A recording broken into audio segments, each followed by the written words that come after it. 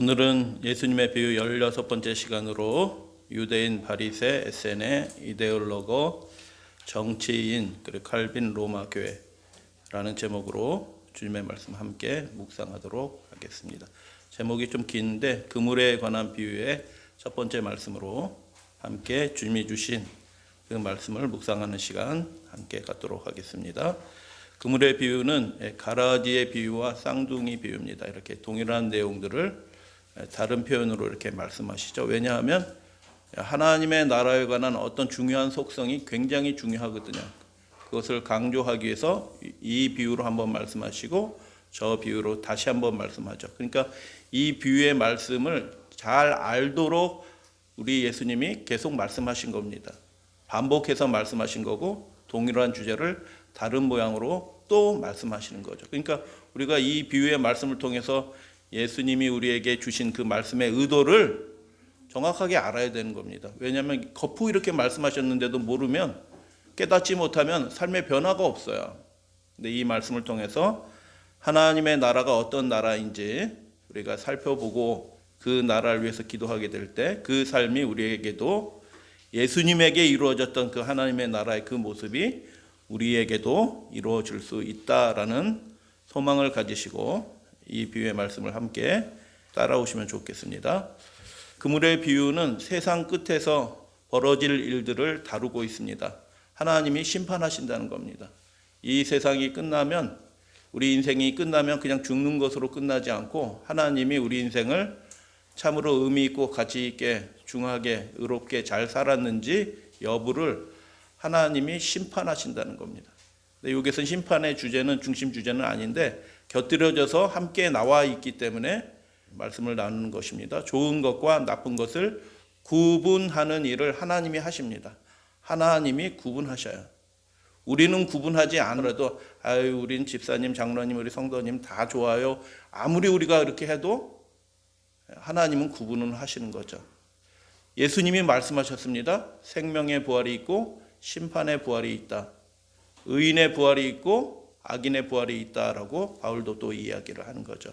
그래서 우리가 우리의 끝이 우리의 영원한 종말의 끝이 아니라 새로운 출발이 되기 위해서는 우리가 그 심판에 관한 일들을 잘 준비하고 대비하고 하나님과 온전한 관계를 잘 맺고 있게 되면 그 끝이 아니라 영원한 시작이 될 수 있다라는 말씀이에요. 그래서 어떻게 준비하느냐? 그 하나님의 나라가 이런 속성을 가지고 있습니다. 이런 모습입니다라는 것을 우리가 잘 배워서 그 하나님의 나라가 우리의 삶에 이루어져야 되는 거예요. 그래서 정말 영원한 나라가 시작이 될 때 그 나라에 들어감을 받는 하나님의 백성이 되는 것입니다. 심판 전에 있는 하나님의 나라가 또 있어요.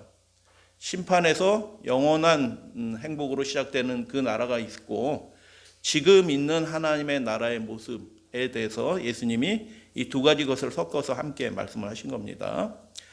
마태복음 13장 비유장이라고 얘기하는 그 장의 말씀의 47절 또 천국은 마치 바다에 치고 각종 물고기를 모으는 그물과 같으니라고 그렇게 말씀합니다.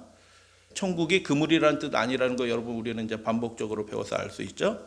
그래서 그물을 치고 각종 물고기, 모든 물고기라는 뜻이에요. 파스, 헬라어로 올이란 뜻이에요.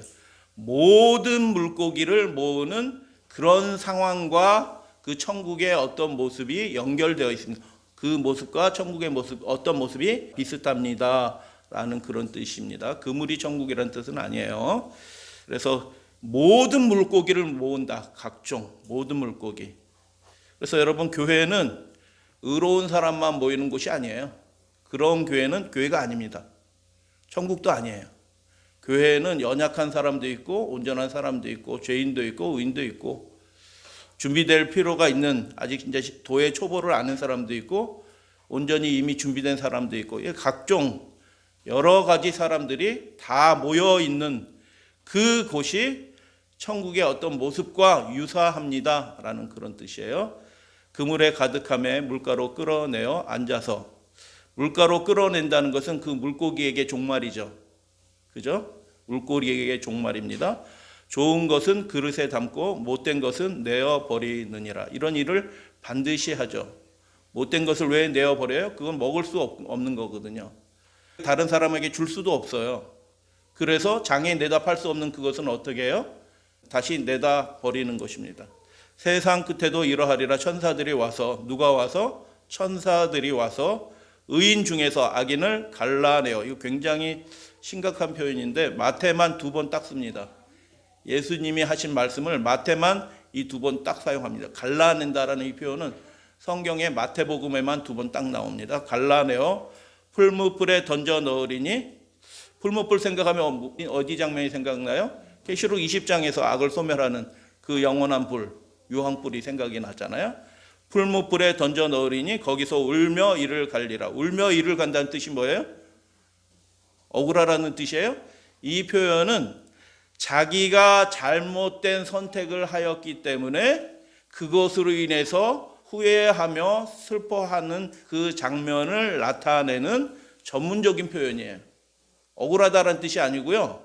우리는 일을 간다고 하면 우리 문화권에서는 억울해가지고 일을 가는 건데 이 나라의 문화에서 이 표현은 무엇을 의미하면 자기가 잘못 선택을 해서 당하는 그 심판과 멸망을 애통해하고 슬퍼하는 장면. 내가 그때 그러지 않았어야 되는데 라는 그런 뜻이에요. 울며 이를 갈리라. 이 모든 것을 깨달았느냐 하시니 대답하되 그러하오이다. 제자들이 깨달은 것입니다. 네 가지 것으로 살펴보고 하나님의 말씀을 이렇게 이 그물의 비유에 주신 말씀의 의도를, 예수님의 의도를 함께 생각해 보겠는데요. 무엇으로 그리고 어떻게 구분이 되는가. 하나님이 구분하신다는 거거든요. 그러니까 우리가 그걸 잘 알아야지 영원한 나라에 들어가게 되는 겁니다. 하나님이 뭐 하신다고요? 구분하셔요. 근데 무엇으로 구분하는가? 어떻게 구분되는가? 이거 잘 알아볼 필요가 있죠. 하나님의 나라가 그렇게 된다는 것이니까요.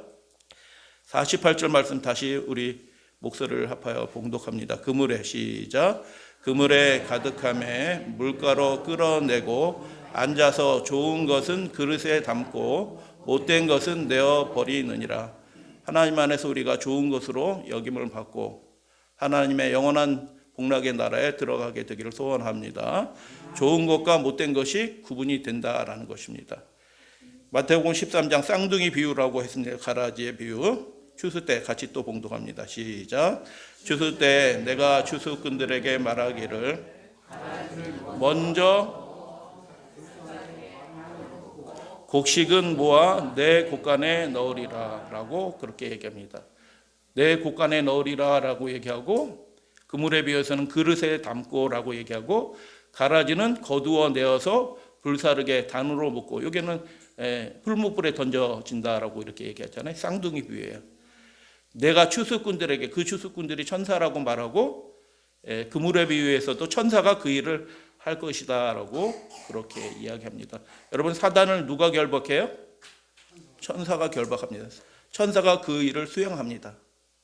그래서 이게 무엇으로 구분되는지 예수님이 반복적으로 말씀하셨는데 어떻게 구분되냐 하면 먹을 수 있는 것과 먹을 수 없는 것으로 구분이 됩니다. 좋은 것과 못된 것으로 구분이 되는 것입니다. 곡식과 가라지로 구분이 됩니다. 비슷하게 생겨도 곡식은 먹을 수 있고요. 가라지는 먹으면 배탈이 나요. 못 먹습니다. 반드시 걸러내서 불에 태워야 되는 겁니다. 다시 번지지 않아야 되기 때문에. 그래서 하나님이 영원한 심판으로 그 일들을 구분하신다라고 이야기하시는데 질문 한번 드려볼게요. 여러분 먹을 거 못 먹을 거 구분하실 수 있어요? 없어요? 네, 할 수 있죠. 마찬가지로 하나님도 이렇게 구분하신다라는 것인데 그 인생을 하나님께 드릴 수 있을 만큼 하나님께 드리는 것들은 뭐예요? 정결하고 깨끗한 것들이에요. 그러니까 우리의 인생이 주님 보시기에 정결하고 깨끗하고 순전하고 온전한 삶이 되어야 하나님 앞에 천국의 그 거룩한 나라에 드려질 수 있게 되는 것입니다. 할렐루야 아멘.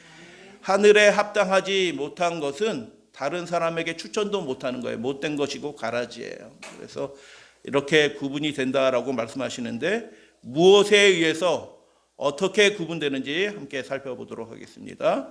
여기에 갈라내어라는 말을 예수님께서 하셨는데 갈라낸다는 말은 마태복음에만 2번 딱 나와요. 그럼 마태복음 어디에서 또 갈라낸다는 말이 나올까요?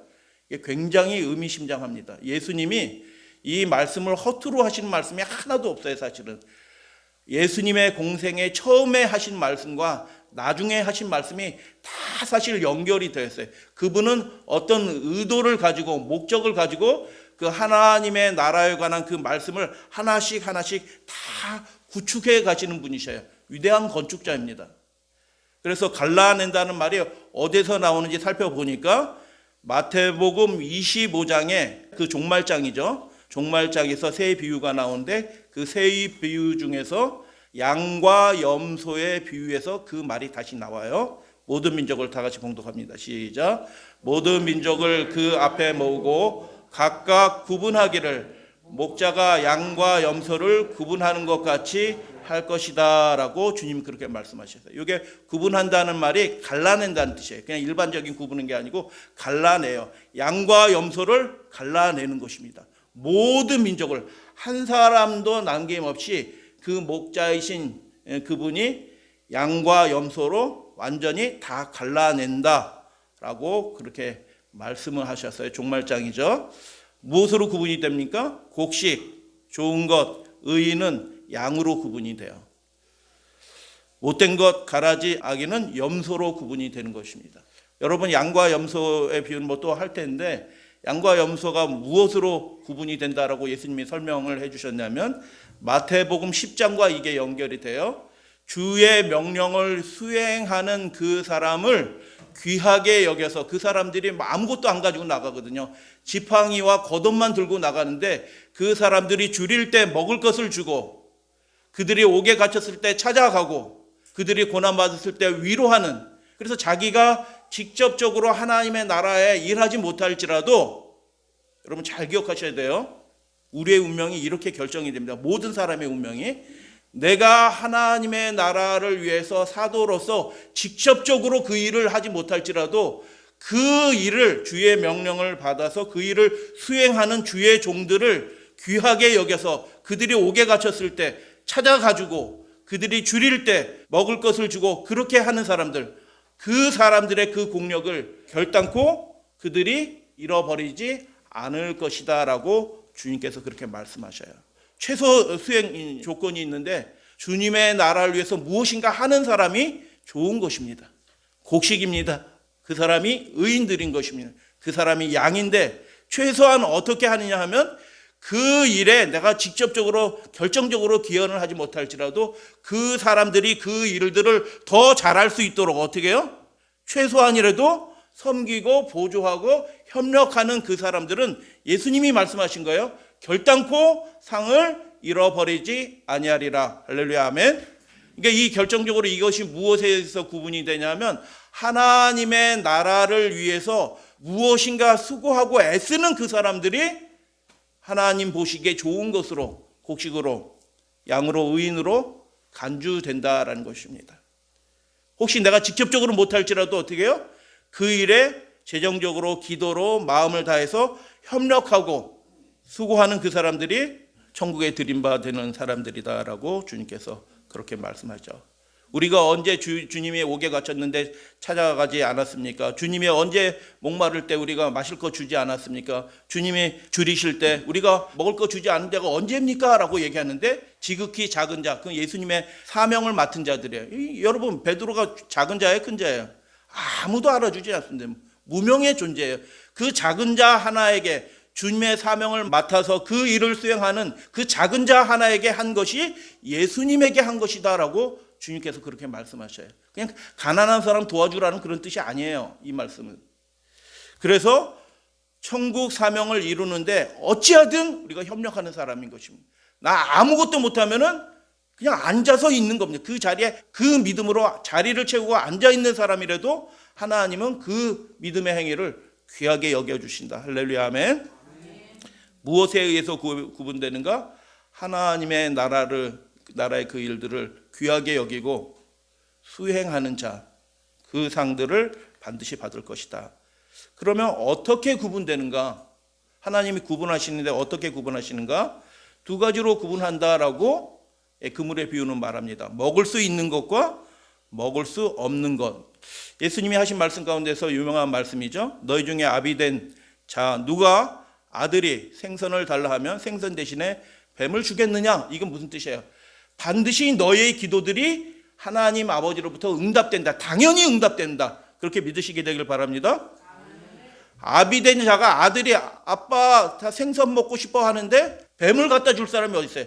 여기서 뱀은 그냥 지상에 다니는 뱀이 아니고 바닷속에 사는 이렇게 꾸불꾸불하는 것들 다 뱀이라고 얘기하는 겁니다. 같이 물속에 살아요. 똑같이 물속에 사서 그물질해서 건져내요. 그런데 이쁘게 생긴 물고기가 있고 꾸불꾸불하게 생긴 게 있어요. 그러니까 이쁘게 생긴 건 내다 팔고 꾸불꾸불한 거, 야 너는 아들아 이거 먹어라 이렇게 줄 사람이 있겠어요? 없어요. 그런 아비가 어디 있겠어요. 그거는 보통 사람도 안 먹는 건데 그거를 아들에게 줄 아비가 어디 있겠어요. 절대로 그럴 수 없다. 누가? 하늘 아버지께 이렇게 마음을 다해 기도하는 그 사람들의 기도를 하나님이 절대로 멸시하지 않는다. 할렐루야 아멘. 그런데 이게 먹는 것은 생선으로 표시됐고 먹지 못하는 것은 뱀으로 표시가 된 겁니다. 한번 볼게요. 자, 요거 칼치, 우리 국민 생선이잖아요. 국민 생선. 예수님이 보시기에 이건 먹는 거라고 말씀하셨을까요? 먹지 못하는 것이라고 말씀드릴까요? 비늘 자세히 보면 비늘 있지 않나요? 이렇게 가죽같이 생겨 이렇게 비치기면 뭔가 이렇게 떨어지던데 은색 같은 거. 어떤 분들은 그걸 비늘이라고 주장하면서 이거 열심히 드시는 분도 계셔요. 그렇게 먹을 것에 그렇게 얽매여서 살아야 되나요, 우리가? 예수님이 보시기에 이건 뱀입니다. 물속에 살지만. 뱀이에요, 뱀. 먹으면 안 됩니다. 누가 혹시 엉뚱한 생각 가지고 이거 먹어도 돼요 이렇게 하면 그 사람을 불쌍히 여겨주시고 위에서 기도해 주시고 우리는 그 말에 혹할 필요도 없고 귀등으로도 들으시면 안 되는 겁니다. 먹는 게 아니에요. 또 하나 물어보겠습니다. 요거는 어때요? 이게 삶아가지고 이렇게 잘라서 딱 초장 찍어보면 맛있는 건데 이거 먹을 수 없는 거죠. 요거는 베드로 물고기에 그 갈릴리 호수에 사는 베드로 물고기인데 이거 먹을 수 있어요 없어요? 먹을 수 있죠. 지느러미 달리고 비늘 있고 그러니까 먹을 수 있죠. 요거는 붕어입니다. 붕어. 자, 붕어 먹을 수 있어요 없어요? 지느러미 달리고 비늘 있죠. 먹을 수 있죠. 요거는 약간 비슷한데 헷갈리네. 요건 뭐예요? 메기. 이렇게 끓여 먹으면 물렁물렁해가지고 아주 매운탕 끓여 먹으면 맛있다고 그러시죠. 근데 메기 먹어요? 못 먹어요? 가죽 있잖아요. 비늘 드신 가죽. 못 먹는 거죠. 하나님의 말씀은 분명합니다. 헷갈릴 게 하나도 없어요. 자, 요거는 먹어요, 못 먹어요? 한국 사람들이 좀 부자가 돼가지고 배가 불러서 막 이런 거 먹방하고 뭐 랍스터 뭐 등등 막 먹으면서 뭐 이렇게 하고 있는데 종말이 가까웠습니다.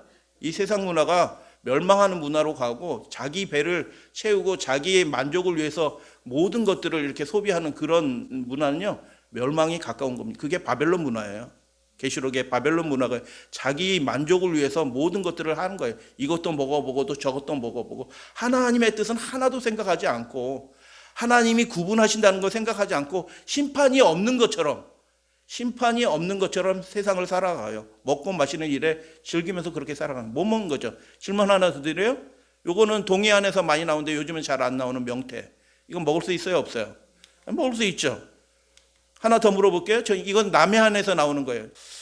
먹을 수 있죠. 먹을 수 있는 게 공통점이 있는 거 좀 느껴지시나요? 딱 봐도 설명 안 해도 하나님이 허락하신 건 딱 공통점이 있어요. 하나님 아버지십니다. 할렐루야 아멘. 그 아들에게 좋은 것을 주시는 하늘 아버지셔요. 할렐루야 아멘. 너희들에게 허락한 것이 이것이다 라고 말씀하신 이유가 있을까요 없을까요? 당연히 있죠. 그게 우리에게 진짜 좋은 거예요. 좋은 거니까 주신 거예요. 이거 먹지 말라고 하시는 이유가 있을까요? 당연히 있죠. 근데 아버지가 구분해 놓으신 것을 아들이 무시해서 저는 뱀 먹을래요 이렇게 하면 어떻게 해요? 아들이 아니죠. 그래서 어떻게 구분되는 건가에 초점이 있어요. 먹을 수 있는 것과 없는 것이 구분이 돼요. 바닷속에 같이 살아도 물속에 같이 살아도 이렇게 형격하게 구분이 된다. 그래서 여러분 구원에 관해서 하나님의 나라에 들어가는데 어떻게 구분되냐라는 말씀에 대해서 답변을 드리면 간신히 구원받았다 내가 그런 사람은 없습니다. 맞아요. 꼬리도 있고 이쁘게 생긴 거예요. 정상적으로 생긴 거. 간신히 구원받는 사람은 없는 겁니다. 아슬아슬하게 구원받지 못하는 사람도 없는 겁니다. 구원받으려면 그 믿음이 완전히 준비되든지, 구원받지 못하면 아들의 믿음이 없어요. 하나님 자녀의 그 믿음이 없든지 완전히 현격하게 구분이 된다라는 그런 말씀이에요. 어부들이 앉아서 골라내는데, 야, 이거 먹는 거냐 마는 거냐 옆 사람한테 물어볼까요? 그냥 못 먹는 거고 그냥 먹는 거예요. 확실하게 구분이 되는 것입니다. 그래서 하나님이 우리에게 주시는 그 믿음이 구원받을 만한 믿음인지 그렇지 못한 시시한 믿음인지 그게 아슬아슬하게 구분되지 않고 확실하게 구분이 됩니다. 확실하게. 그래서 하나님은 그래서 어떻게 하시는 분이시냐 하면 확실하게 구분되니까 어떻게 해요? 그 믿음의 증거가 우리의 삶에 나타나도록 분명하게 우리를 도와주시는 것입니다. 할렐루야 아멘. 천사를 통해서 도와주시고 이제 성령을 통해서 우리를 직접 케어해 주시고 돌봐주시는 거예요. 우리의 삶 안에 확실한 믿음의 증거가 나타날 때까지 그분은 기다려 주시는 것입니다. 그리고 도와주시는 분이십니다. 그래서 완전하게 하나님의 나라에 들어갈 수 있도록 준비된 백성으로 살 수 있도록 하나님께서 그렇게 도와주신다라는 것입니다. 어떻게 구분된다고요? 확실하게 구분된다라는 것입니다. 그 믿음이 우물쭈물하는 믿음이 아니라는 거예요. 견고한 믿음이라는 거예요. 계시록의 말씀을 통해서 우리가 계속 배우지만 예수 그리스도 어린 양이신 그분처럼 순교자의 그 믿음을 가지고 살아가는 그 사람이 하늘로 들여진 바 되는 거예요. 이 세상 것 때문에 우왕좌왕하지 않아요. 우물쭈물하지 않고 하나님만 바라는 그런 믿음을 우리에게 주신다라고 약속을 하신 것입니다. 그 믿음을 구하시게 되길 바랍니다. 그리고 그 믿음의 축복을 누리시게 되길 바랍니다. 갈릴리에 어떻게 구분되는가에 관한 말씀이에요. 갈릴리에 사는 이 물고기 종류예요. 저렇게 큰 물고기도 있어요. 그런데 어떤 물고기도 있어요? 좀 멸치처럼 저렇게 작은 물고기도 있는 거예요. 작은 물고기. 근데 어떻게 구분된다고요? 큰 물고기와 작은 물고기로 구분되니라? 아니요. 그렇게 말씀한 게 아니고 좋은 것과 못된 것으로 구분되는 것입니다. 하나님 보시기에 좋은 것, 하나님 보시기에 기준이 누구예요? 하나님 보시기에, 우리 눈에 보기에 좋은 것이 아니고 하나님 보시기에 그분의 말씀에 합당하게 좋은 것, 합당하게 못된 것, 그것으로 구분되는 것입니다. 우리 인생을 주님께서 평가하셨는데, 야, 너는 공부를 아주 열심히 했구나. 그것에 의해서 평가받지 않아요? 야, 너는 성공했구나. 너는 왜 인생을 실패했니? 이런 것 때문에, 세상적인 기준 때문에 구분되지 않아요. 야, 너는 열심히 살아서 돈을 그렇게 많이 남겨두고 자녀들도 잘 이렇게 돌보고 훌륭하게 가정을 잘 일궜구나. 입신양명, 동양의 유교윤리, 동양을 이 한국, 중국, 일본을 타락시킨 그 유교윤리, 입신양명, 이름을 드러내려고 하는 그 못된 윤리 영향을 받아가지고 어찌하든 성공을 하려고 하는 겁니다. 부정부패해서라도 부자 되려고 그럽니다. 자기 편은 어찌하든 챙겨줍니다. 여러분, 누가 나 챙겨준다고 그 사람이 나쁜 사람인 줄 알고 그게 부정한 돈인데 덥석덥석 받고 그 사람이 어디 나온다고 하니까 그 사람 밀어줄 수 있어요, 없어요? 하나님의 나라는 그런 게 아니에요. 좋은 것과 못된 것으로 구분됩니다. 세상적으로 야, 저 사람 대단하다, 이거 하나도 중요하지 않아요. 계시록 7번째 성경, 큰 자나 작은 자나 다 주를 경배하고 그분 앞에서 할렐루야 찬양하는 것입니다. 크고 작은 것은 하나도 하나님 앞에 중요하지 않은 것입니다. 하나님 앞에 진실한 사람이 되어주시기를 부탁드립니다. 어떻게 구분됩니까? 좋은 것과 못된 것이 확실하게 구분됩니다. 어부가 그거 모르겠어요? 평생 그 바닷가에 사는데 하나님이 모르시겠어요? 확실하게 아는 것입니다. 천사들이 모를까요? 확실하게 알아요. 확실한 믿음의 증거. 아, 저 사람은 진짜 믿는 사람, 하나님을 신실하게 믿는 사람, 진짜 믿는 사람이다라는 증거가 우리의 삶에 나타나나요? 확실하게 나타난다는 것입니다. 그래서 여러분, 우리가 너무 성공하려고 애쓰실 필요도 없어요. 그게 우리의 삶의 유혹이 되면 안 돼요. 돈 조금 더 많이 벌고 못 벌고가 우리 인생을 결정하는 것이 아니고 하나님 앞에 진실한 사람이 되느냐 그렇지 못하느냐가 우리 인생을 결정하는 겁니다. 우리 자녀들이 좋은 대학교 들어가느냐 못된 대학교는 없죠. 그렇지 못한 대학에 들어가느냐, 그게 우리 가정의 운명을 결정하는 게 아니고 우리의 가정의 영원한 운명을 결정하는 것은 하나님 앞에 진실하느냐, 그분의 말씀 앞에 진실하지 못하느냐, 이거에 대해서 확실하게 구분이 된다라는 것입니다. 지금은 그러면 무엇하는 시대인가? 그물에 가득함에 물가로 끌어내고 앉아서 좋은 것을 그릇에 담고 못된 것은 내어버리느니라. 언제 그런다? 세상 끝에도 이러하니라. 그 세상 끝에 이런 일들을 하나님 하신다는 거잖아요. 그러니까 지금은 뭐 하는 때예요? 이런 일들이 아직 예수님 당시는 아직 시작되지 않았는데 지금은 시작이 됐습니다. 그래서 예수님의 이 비유의 의미가 포커스가 지금 실제는 동일하지 않은 거예요. 지금 우리 시대는 조금 달라진 겁니다. 물가로 끌어낸다는 것은 종말의 때의 모습인 것이죠. 정결한 물고기와 부정한 것들이 레위기 11장에서 구분이 되는 것처럼 완전하게 구분이 될 것이다. 종말의 때 그렇게 될 거다. 지금은 판단하지 말라라는 말씀이에요. 사람들 자꾸 판단하지 말라. 하나님이 알아서 은혜 주시는 하나님이, 구원하시는 하나님이 때가 되면 그 인생에 대해서 판단하실 것이다. 무엇에 의해서? 그렇게 은혜를 주고 하나님이 도우심을 공급했는데도 여전히 변화되기를 거부하는 그 사람들은 하나님께서 알아서 판단하셔요. 여러분, 우리가 그렇게 다른 사람의 구원을 위해서 그렇게 전적으로 이렇게 그 사람의 구원을 위해서 우리가 돕는 사람이 있나요? 없어요. 아무도 없어요. 하나님만이 그렇게 하십니다. 우리를 위해서 죽으신 하나님이 성령을 통하여 그 일들을 돌이키고 회심하고 온전하고 신실한 백성이 되도록 하나님만이 지금도 날마다 그 심령 속에서 역사하셔서 그 일을 하시는 분은 하나님이셔요.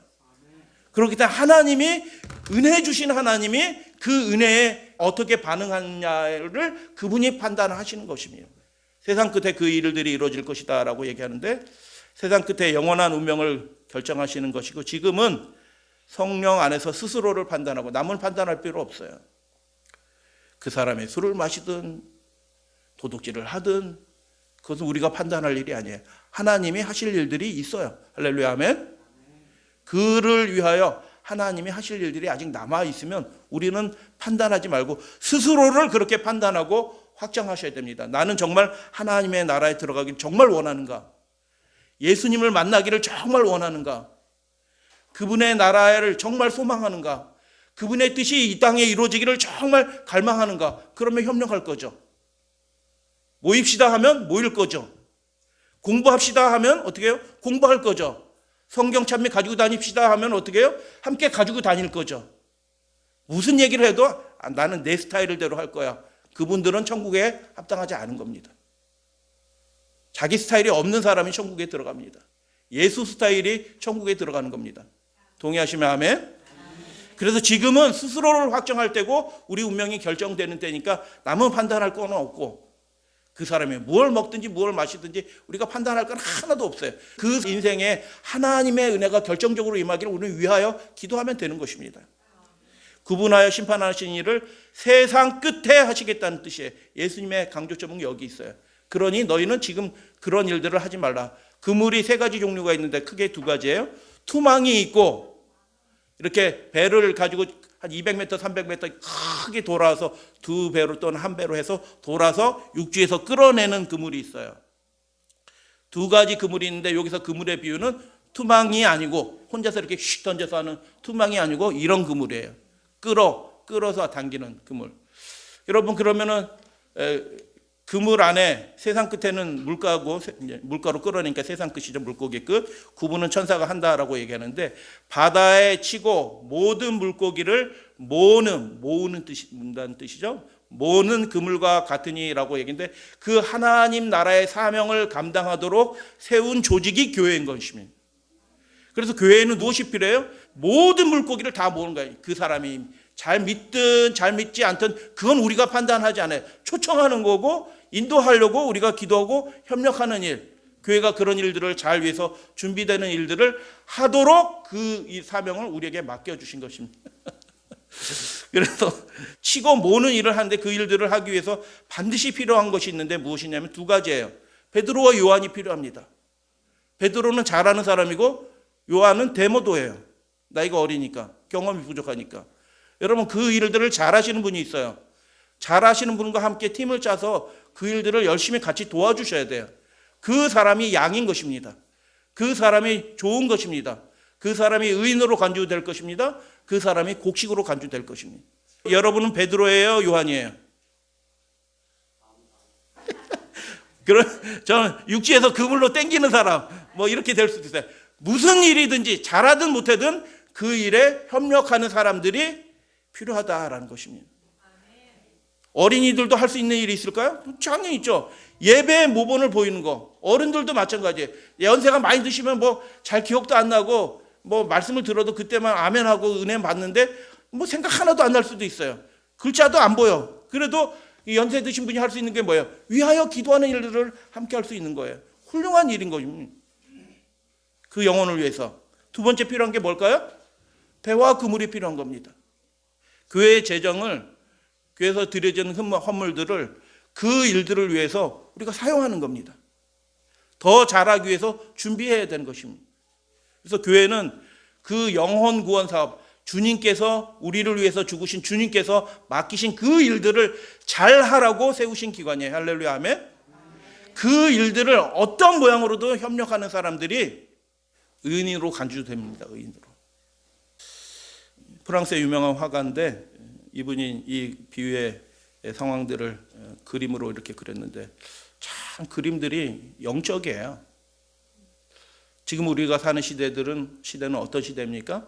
마지막 그물들이 시작이 됐고 그 그물을 무수로 땅으로 끌어내는 시대입니다. 이제 다 결정이 돼가고 있어요. 큰 환란이 시작되기 전에 이미 다 결정이 되는 거예요. 그러니까 지금 결정이 돼가고 있어요. 하늘에 합당한 사람인지 그렇지 않은 사람인지 지금 결정이 되고 있어요. 여러분 하나님 앞에 모이기를 힘쓰고 예배를 지키고 수호하는데 목숨을 걸고 그렇게 하시게 되길 바랍니다. 하나님이 그 믿음의 행위를 결코 간과하지 않으실 것입니다. 그 일을 귀하게 여기실 것입니다. 좋은 것으로 간주해 주실 것입니다. 어부들이 그 일을 하는 것입니다. 비장한 그 일을 하지 못하면 안 되는 그 일을 위해서 그물을 친 거예요. 그래서 그 일들을 결정적인 일들을 지금 하고 있다. 인치는 일을 시작을 하셨습니다. 마지막 그물질이 시작이 되었습니다. 뭇가로 끌어내서 구분을 하는 일들이 이미 시작이 된 거예요. 좋은 것은 그릇에 담고 못된 것은 이분은 그래도 잘 그렸어. 뭘 그려놨어요? 못된 것을 뱀을 그려놨잖아요. 물속에 살아도 저거 뱀장어 그 힘에 좋다고 그러잖아요. 거기에 뭐 오메가3 잘 몰라요. 뭐 좋은 거 많이 들었다고 그러죠.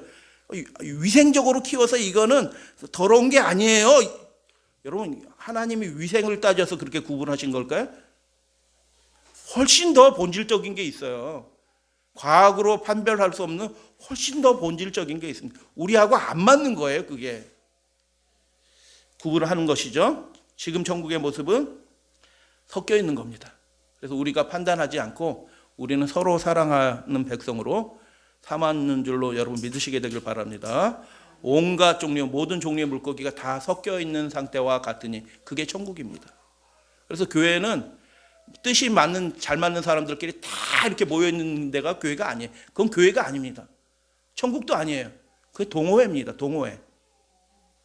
하나님의 말씀에 따라서 다 모인 교회는 어떤 교회냐면 연약한 자도 있고 돌봄이 필요한 사람도 있고 사고 치는 사람도 있고 그러나 베드로와 같이 잘 준비된 믿음의 사역자들도 있고 다양한 사람들이 모여 있는 그 상태가 천국이다. 하나님의 나라다. 이렇게 말씀하신 이유가 있어요. 당연히 있죠. 왜냐하면 그 당시에 하나님의 나라라고 생각하고 이런 게 하나님의 나라라고 생각하는 사람들이 그 천국에 대해서 이야기한 겁니다. 예수님이 그거 듣고 알죠. 근데 그 사람들이 말하는 천국이 하나님이 원하시는 천국이에요? 아니에요? 아닌 겁니다. 그래서 예수님이 천국은 그게 아니고 이와 같다라고 거듭 말씀하시는 건데 뭐냐면 분리된 자라는 의미의 바리새. 바리새라는 말이 무슨 뜻이냐면 분리된 자예요. 어떻게 분리된 거예요? 스스로 분리된 것입니다. 누가복음 18장에 보니까 기도하는데 어떻게 해요? 따로 서서 따로 기도합니다. 왜 그럴까요? 자기는 정결하거든요. 진짜예요. 그런 의미예요. 나는 정결한 사람인데 부정이 어떻게 오염이 돼요? 접촉에 의해서 오염이 돼요. 그러니까 하나님을 믿는 사람인데도 저 사람들은 율법도 잘 모르고 해서 분명히 어떤 짓을 해가지고 부정해졌을 수도 있어. 그러니까 어떻게 해요? 성도들인데 같은 하나님을 믿는데도 저 율법을 잘 모르는 저 사람들과 접촉해가지고 내가 부정해질까 봐 그 염려 때문에 따로 서서 기도하는 모습을 예수님이 말씀하신 거예요. 분리되어 있다. 그렇게 정결법에 주의하면서 그렇게 거룩하게 살려는 그 노력 중요해요, 안 중요해요? 훌륭한 겁니다. 아주 훌륭한 거예요. 근데 결정적인 문제가 뭐냐면 하나님의 나라가 그런 사람들로만 그렇게 준비되어 있느냐? 그거 하나님의 나라 아니다라는 것입니다. SNF파는 더 합니다. 성전에 가서 이 사람들은 예배도 드리지 않습니다. 그런 사람이 있죠. 교회가 타락했다라고 해서 자기네들끼리 모여서 예배 드리는 사람이 있죠.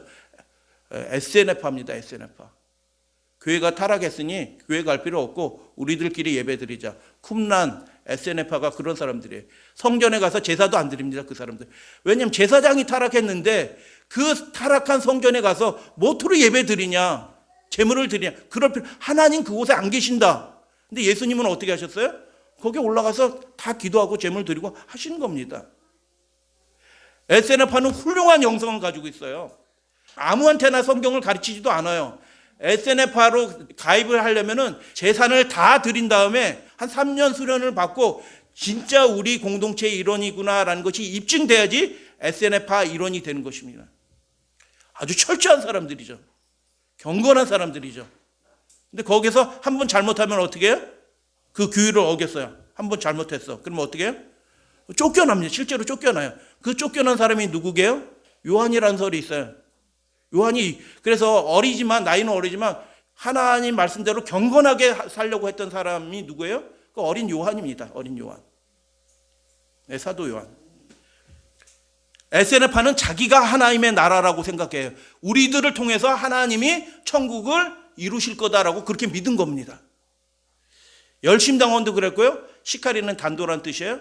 그 민족의 해방을 위해 가지고 윤봉길 의사 그런 분들처럼 이렇게 주머니에 도시락 가지고 다니면서 휙 던지고 테러하는 사람들, 칼 가지고 다니다가 로마를 위해서 부역하는 친로마적인 그 인사들을 이렇게 사람들한테 섞여 있다가 칼로 푹 찌르고 테러하고 하는 사람들이에요. 훌륭해 안 훌륭해? 아유 왜 안 훌륭해? 훌륭하죠. 우리나라 같으면 어떻게 국가보훈처에서 메달 주고 상금 주고 후손들 연금 주고 그렇게 하는 사람들이 그런 사람들이에요. 시카리파. 애국자죠, 애국자. 유대인들의 근데 여러분 하나님의 나라는 애국자 된다고 하나님의 나라 백성이 되는 게 아니에요. 유대인들의 공통점이 있는데 뭐냐면 그들이 철저하게 SNF파니 바리새와 열심당 시카리 유대인들의 공통점이 있어요. 정도 차이가 있지 다 자기네들끼리 폐쇄된 공동체입니다. 자기랑 맞지 않으면 어떻게 이단이 되는 겁니다. 그래서 예수님이 뭐가 된 겁니까? 나사렛에서 희한한 이단이 하나 나왔더라. 폐쇄적인 그러니까 이단으로 낙인 찍어내고 정죄하는 일들을 그렇게 한 것입니다. 그런 일들을 하나님의 이름으로 그들이 해왔던 겁니다. 연약한 자를 멸시하고 율법을 모르는 자라고 정죄하고 비난하고 멸시하고 하는 일들을 믿음이 있노라라고 하는 사람들이 하나님에 대해서 열심히 있노라고 하는 사람들이 그 일들을 해왔던 것입니다. 한상진이라고 하는 운동권에 굉장히 영향을 미친 정신적인 지주라는 분이 있어요. 그분이 요즘 벌어지는 일들을 보면서 칼럼에 인터뷰를 했는데 뭐라고 얘기하냐면 요즘 한국의 시민단체를 보니까 전체주의화 되었다. 반대 의견을 묵살하면서 그 몇몇 소수 사람들이 그렇게 독재를 하고 있다. 전체주의화가 되었다. 그 사람들이 뭐예요? 뜻은 좋아요. 이 나라를 자기들이 생각하는 정의에 하나님의 정의하고 아무 상관이 없습니다. 그 사람들이 생각하는 정의는 하나님의 나라의 정의와 하나도 생각 안 하는데 뭐 그렇다 쳐요. 그런데 그 과정들이 어떻게 해요? 다른 의견 내면 다 묵살하는 것입니다. 그 일들을 교회의 이름으로 해온 게 로마 카톨릭인 것입니다. 이단 재판소 마녀 사냥했고요. 칼빈도 제네바에서 그렇게 한 것입니다. 자기 의견에 반대하면 투옥하는 거예요.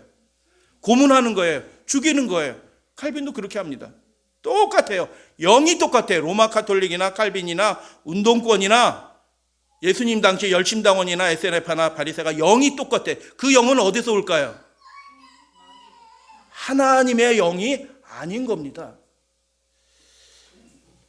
파리 교문이 실패했다라고 근데 왜 실패했는가 분석하고 자기와 반대되는 그 정적을 파리 혁명입니다. 프랑스 혁명. 충분히 죽이지 않았기 때문에 실패했다고 딱 결론을 내리고 레닌이 자기가 집권을 했을 때는 어떻게 해요? 정적을 죽입니다. 자기 동지인데도 죽여요. 경쟁자들은. 다 죽여서 성공합니까? 못 성공합니까? 성공했죠. 그게 러시아 혁명이잖아요. 세상 사람들은 그렇게 합니다. 자기와 다른 사람들은 묵살하고 죽이고 정죄하고 이단으로 찍고 그렇게 마귀는 그렇게 하는 것이죠. 적폐청산을 슬로건으로 가지고 등장한 정부가 있어요. 그 정부가 이 영이 정의로운 영일까요?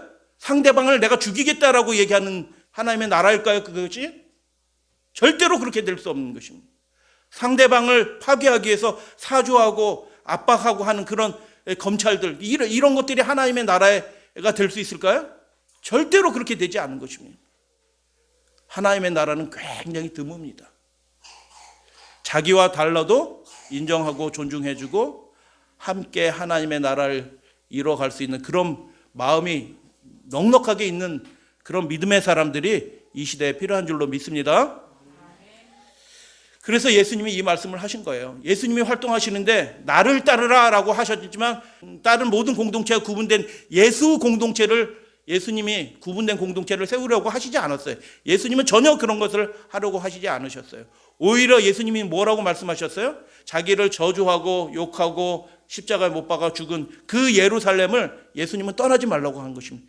자기를 대적하는 그 원수들도 예수님은 함께 하려고 하신 것입니다. 할렐루야, 아멘. 그게 하나님의 나라의 모습입니다. 여러분, 답답하다고 찍어내는 거는 쉬운 일이에요. 아니, 너는 너대로 살아라. 이런 일들은 너무너무 쉽게 하는 거예요. 근데 그 마음은 마귀에서 온 마음이라고요. 내 마음도 아니에요. 그건 내가 생각해도 내 마음이 아니라 그 마음을 준 사람이 누구예요? 마귀야. 아, 그래, 네 마음대로 살아. 이제 너랑 나랑 인연 끝. 그 마음이 누구예요? 절대로 우리는 마지막 순간까지 어떤 사람에 대해서도 그렇게 판단하시지 않게 되기를 원합니다. 예수님은 절대로 그렇게 하지 않으셨어요. 어떤 제자들에게도 그렇게 하지 않으셨어요. 예수님은 분리된 공동체를, 그 나라를 그렇게 세우려고 하지 않았어요. 그 나라에 섞여 사는 사람들을 세우려고 한 것입니다. 그래서 천국은 섞여 있는 상태다라고 말씀하셨습니다. 예루살렘 멸망과 관련돼서 현대진리 잠깐 살펴보면 그들이 예수 전하잖아요. 예수가 그리스도이셨다라고 전하고 힘있게 전하고 성령으로 전하게 하나님이 하여 주셨습니다. 성령으로 전하는 그 놀라운 이적들이 나타나게 될 때 그들이 반응하게 되고, 그러나 반대의 반응도 일어나죠. 그들을 잡아서 옥에 가두고 핍박하고 하는, 죽이고 하는 일들을 일어나겠죠. 그래서 예루살렘에서 예수 복음 금지령이 내린 겁니다. 예루살렘에서 산헤드린을 통하여 예수 복음 금지령이 내린 겁니다. 더 이상 그곳에서 살 수도 없게 됐어요. 그래서 분리되죠. 그게 예루살렘 멸망의 그 종말인 것입니다. 우리가 언제 이 도시를, 이 세상을 떠나서 우리들끼리 분리된 그 모임을 언제 시작하게 될까요? 더 이상 복음을 전할 수 없게 된, 국가의 명령에서 더 이상 우리가 모여서 예배 드리는 것이 불가능하게 된 그 상황이 우리가 따로 예배 드릴 상황. 그 전까지는 우리가 뭐예요? 끊임없이 희망을 가지고 주님의 영의 역사들이 나타나도록 협력하면서 그 일들을 해야 된다라고 그렇게 말씀하신 거예요. 근데 그날이 가까워지고 있습니다. 곧 옵니다. 복음을 더 이상 전할 수 없게 되는 그 상태. 여러분, 입법 예고된 거 아시죠? 차별금지, 포괄적 차별금지법. 여러분, 이제 앞으로 유튜브도 비판하고 이렇게 하면은 제가 감옥에 갈 수도 있어요. 그런 시대가 오고 있습니다. 벌써. 종말 시대 천국이 직면할 상황 잠깐 살펴보고 말씀 마칩니다. 마지막 시대는 그래서 어떤 시대냐면 인내와 관용이 사라진 시대입니다. 자기와 다름을 용납하지 않아요. 서로 끝장내려고 하는 그런 시대가 되는 것입니다. 사탄이 계시록 13장에 보니까 분노한다라고 얘기하는데, 그 분노가 무엇으로 나타나냐면 짐승의 우상에게 경배하지 아니하는 자는 몇이든 다 죽이게 하더라. 다 죽이려고 하는, 없애려고 하는 그 일들을, 그 마귀의 영이 마지막 시대에 결정적으로 이렇게 있게 되는 것입니다. 다름을 용인하지 않는 그런 분위기가 되는 것입니다. 국가가 지시한 법률의 행정 지침으로 강제된 예배 형식이 지정이 될 것입니다. 교단도 지정이 될지도 몰라요. 이 상황에서 그물을 끌어내어 고기를 좋은 것과 못된 것으로 구분하는, 그래서 천국 백성이 최종적으로 구분이 이루어지는 그런 상태가 이미 시작이 되고 있어요. 누가 하나님의 백성인지 명확하게 구분이 되는 겁니다. 좋은 것과 못된 것이 아주 선명하게 구분이 되고 있어요. 무슨 이유가 있으면 예배를 건너뛰어 하나님 보시기에 좋은 걸까요? 못된 것일까요? 빨리 회개하셔야 됩니다. 그 상태로는 천국 근처도 못 가요. 아슬아슬하게 구원 못 받는 게 아니고 아예 구원을 못 받아요. 그 상태로 무슨 일이 있는데 자꾸 예배를 건너뛰어. 어떻게 그 사람이 천국에 들어가서 하나님 앞에 예배를 드리겠어요? 그것을 가지고 아슬아슬하게 천국 못 가는 게 아니고 아예 못 가요. 그 믿음 가지고요. 전적으로 바뀌셔야 되는 겁니다. 이 세상 것을 포기하셔야지 그것들이 이루어지게 되면 그것을 포기하셔야지 천국에 합당한 사람이 되는 겁니다. 주님이 우리를 위해서 죽으신 것입니다. 그때 사람들이 너희를 환난에 넘겨주겠다. 너희를 죽일 것이다. 그런 때가 오고 있는 것입니다. 사형명령이 안 내린다고 일요일명령이 안 내린 게 아니에요. 사형명령 안 내릴 수도 있어요. 그 문자적으로 그렇게 해석하시면 안 돼. 미움을 받겠다라는 게 포커스지. 내 이름을 위하여 모든 민족에게 미움을 받게 될 것이라. 그렇게 미움받는 시대가 된 겁니다. 하나님이 허락하시는 겁니다. 허락하시는 거. 같이 읽겠습니다. 누가복음 21장. 그러나 시작. 그러나 너희 머리털 하나도 상하지 아니하리라. 너희의 인내로 너희의 영혼을 얻으리라. 그래서 우리가 인내가 필요합니다. 그것을 믿음으로 참아내고 우리는 주님의 나라, 하나님의 나라를 이루기 위해서 활동하고 수고하는 일을 마지막까지 하는 그 백성들이 그 수고에 하나님이 응답하셔서 영원한 생명으로 드림받을 것이다. 천사들이 와서 의인 중에서 악인을 갈라낼 것이다. 불못불에 던져 넣을 것이다. 그러나 지금은 그런 때가 아니다. 다가오고는 있지만 그때가 아니고 지금은 우리가 협력해서 어찌하든 하나님의 나라를 우리의 삶 가운데 이루기로 스스로 판단하고 결정하고 헌신하고 그리고 그 일을 협력하는 그런 우리 믿음의 가족들이 되어주시기를 바랍니다. 우리는 그리스도 안에서 하나가 된다. 그렇게 소원합니다. 우리가 갈바리의 광경을 바라보고 인성을 쓰신 순환자 고난을 받으신 예수 그리스도를 바라보게 될 때 인류를 대신하여 율법의 저주를 담당하신 것을 우리가 바라보게 될 때가 지금인 것입니다. 그렇게 바라보게 된다면 우리 가운데 있는 모든 민족적인 차별과 모든 파벌의 차이는 말살될 것이다. 모든 계급의 명예와 자기 자부심이 없어요. 주님이 시키면 그 일들을 기쁘게 하는 것입니다. 모든 계급 제도의 교만은 다 사라지고 하나로 연합돼서 주님께서 원하시는 그 일들을 믿음으로 성령으로 감당하는 우리 모든 믿음의 가족들 되시기를 주님의 이름으로 축복합니다.